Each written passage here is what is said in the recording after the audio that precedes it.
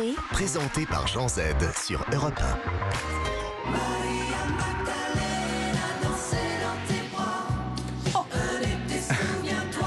Julie Pietri, quel qu'il soit, pourquoi vous souriez? Elle est belle cette chanson. Mais cette je reprise. l'adore, Ah je oui. l'adore, je l'adore.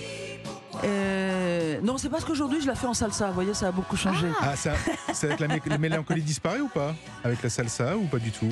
La mélancolie a disparu, oui. Ouais. Là, elle est devenue plus festive. Plus festive, ouais. Bien que je revendique vraiment cette chanson que j'aime beaucoup, qui est mon tout premier tube et tout premier 45 tours, parce que déjà je parlais d'une femme qui ne voulait pas s'encombrer d'un homme et qui voulait vivre sa vie de star. Donc elle était déjà très lutteuse, la fille. Est-ce que vous êtes une nostalgique, Julie?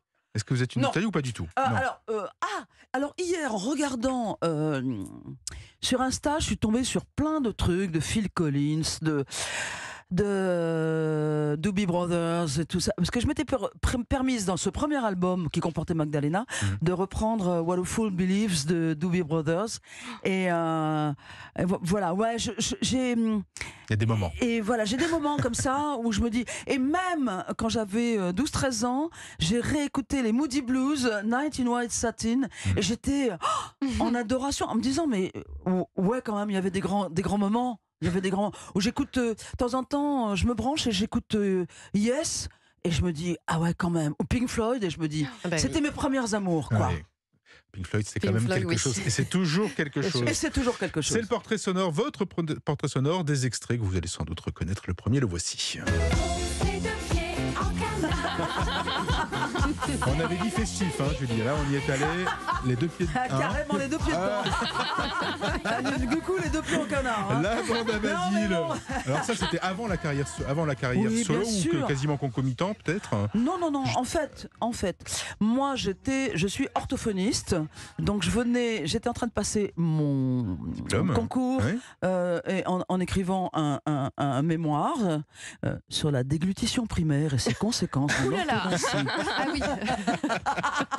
Vous vous en souvenez très bien, en tout cas. Et en même temps, bah oui, parce que je l'ai écrit et j'ai sué dessus, mais en même temps, je voulais faire de la musique. Et je voulais échapper un peu aux dictats familiaux, et j'ai dit, ok, alors là, je vais passer, grâce à des amis musiciens, parce que je fréquentais beaucoup de musiciens, des chanteurs, etc. Ils m'ont dit, il y a une audition qui se fait pour un groupe pour enfants, on sera 8, tu devrais tenter ta chance. Et je me suis dit, écoute, le moment d'apprendre, c'est maintenant ou jamais. Et j'ai passé l'audition sur un morceau de Véronique Sanson qui est mon amour absolu. Je suis fan, voilà. Et là, j'ai été prise contre toute attente en chantant Vancouver. Et ils ont dit, elle est mignonne la petite là, on va lui donner sa chance. J'ai dit, ok, elle est mignonne, très bien. Et là-dedans, je suis restée, je sais plus, 3 ans au moins. Et j'ai tout appris. J'ai fait la première partie avec la bande à Basile, toujours, que j'appelais la bande d'imbéciles, mais bon. Pourquoi Parce que les morceaux, c'était pas ma tasse de thé, franchement.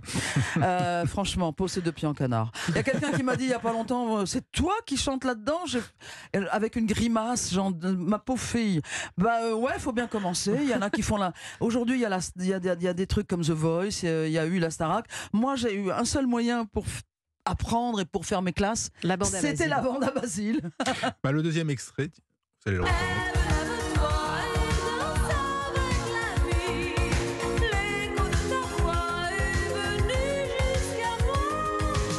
Ça, c'est l'explosion populaire. Là, c'est la reconnaissance populaire de Julie Pietri. Non, il y en avait eu d'autres. En fait, ça a occulté tout le reste. Quand on fait un tel blockbuster, ça occulte beaucoup de choses. Parce qu'en fait, avant, j'ai eu, outre Maria Magdalena, ou Amoureux fou avec Herbert Léonard, etc.